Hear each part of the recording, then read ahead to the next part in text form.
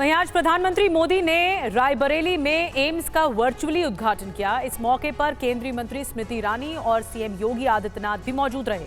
इस मौके पर केंद्रीय मंत्री स्मृति ईरानी ने एनडीए के 400 सीटों के आंकड़े को पूरा करने की अपील की है।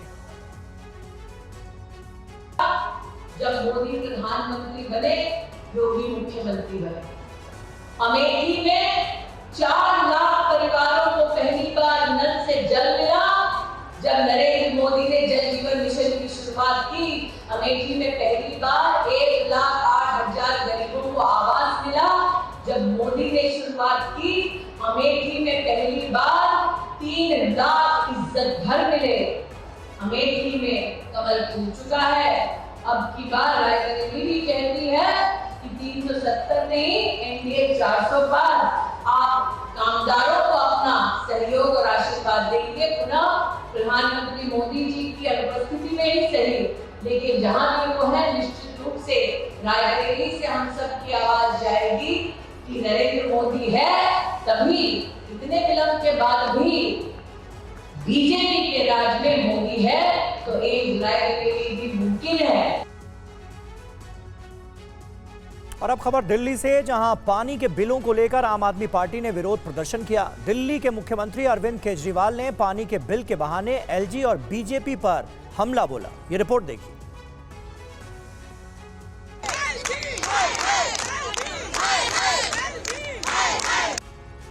पानी बिल के वन टाइम सेटलमेंट स्कीम को लेकर आम आदमी पार्टी दिल्ली में सड़क पर उतरी। केजरीवाल सरकार का आरोप है कि एलजी के शय पर अधिकारी फाइलों को मंजूर नहीं कर रहे हैं। सीएम केजरीवाल ने दिल्ली वालों से अपील की है कि अगर बिल में गड़बड़ है तो बिल फाड़कर फेंक दो। जिन जिन लोगों को लगता है कि उनका पानी का बिल गलत आया है, देखो, अगर आपको लगता है पानी का बिल ठीक है तो भर देना, और अगर आपको लगता है पानी का बिल गलत आया है तो भरने की जरूरत नहीं है। केजरीवाल है, ये बीजेपी वालों को गुंडागर्दी बिल्कुल नहीं करने देंगे। विरोध प्रदर्शन से पहले सीएम केजरीवाल गोविंदपुरी इलाके में गए। केजरीवाल को देखकर बहुत सारे लोग पानी बिल लेकर केजरीवाल के पास पहुंच गए और बढ़े बिल को लेकर सीएम केजरीवाल से शिकायत की। दिल्ली सरकार की जल मंत्री आतिशी भी उनके साथ मौजूद थीं। सीएम केजरीवाल ने लोगों को भरोसा दिलाया कि जल्द वन टाइम सेटलमेंट स्कीम लाकर रहेंगे।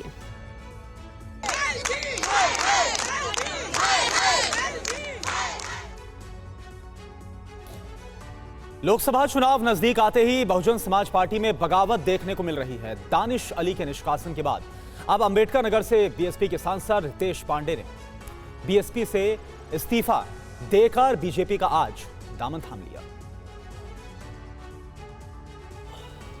लोकसभा चुनाव का ऐलान किसी भी दिन हो सकता है। समय काफी कम बचा है। ऐसे में पाला बदलने वाले नेता भी समय बर्बाद नहीं करना चाहते हैं। अंबेडकर नगर से बीएसपी सांसद रितेश पांडे ने आज सुबह पहले पार्टी से इस्तीफा दिया। इस्तीफे के कुछ ही घंटे बाद ये तस्वीरें सामने आई। उत्तर प्रदेश के डिप्टी सीएम ब्रजेश पाठक ने उन्हें बीजेपी की सदस्यता दिलाई। गुलदस्ता देकर रितेश पांडे का पार्टी में स्वागत किया गया। हाथी की सवारी छोड़कर बीजेपी का दामन थामने वाले रितेश पांडे ने इस दौरान क्या कहा, सुनिए। खास तौर से मैं देश के यशस्वी प्रधानमंत्री आदरणीय श्री नरेंद्र मोदी जी के विजन को देखते हुए जो विकसित भारत की एक कल्पना है, उसमें अपना सहयोग देने के लिए इस बड़े मिशन के साथ भारतीय जनता पार्टी के साथ जुड़ करके और उनके नेतृत्व में काम करने के लिए आगे आया हूं। बड़ी बात यह है कि रितेश पांडे के पिता राकेश पांडे फिलहाल समाजवादी पार्टी से विधायक हैं। बेटे के पाला बदलने के बाद पिता राकेश पांडे ने भी राज्यसभा चुनाव में बीजेपी को वोट करने का फैसला किया है। यानी कि बीजेपी ने एक तरह से यूपी में दोनों प्रमुख विपक्षी पार्टियों को झटका दिया है।